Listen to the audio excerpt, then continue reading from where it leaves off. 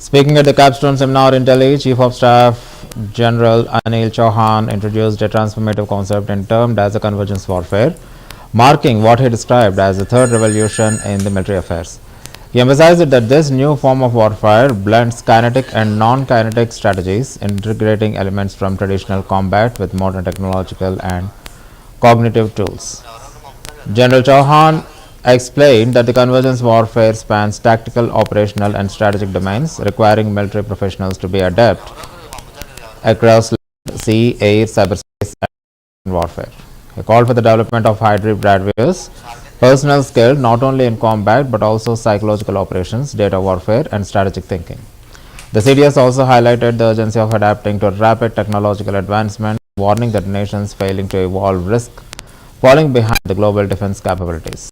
As a broader push for India to embrace indigenous technologies and in the face of emerging security challenges.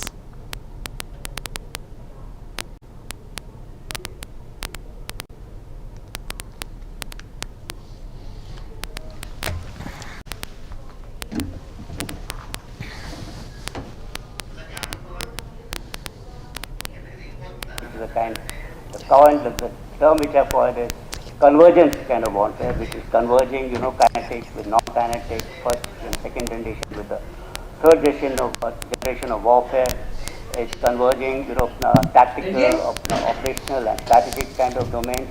It is fusing hybrid tactics and all three types of domain, land, sea, air, with new kinds of domain of cyberspace and cognitive warfare.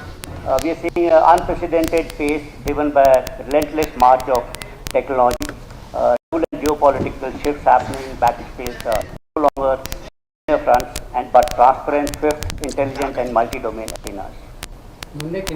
We now stand at the cusp of what normally calling as a third revolution in military affairs, which is the term which I call kind of warfare, which is converging, kinetic with non-kinetic, first and second, with third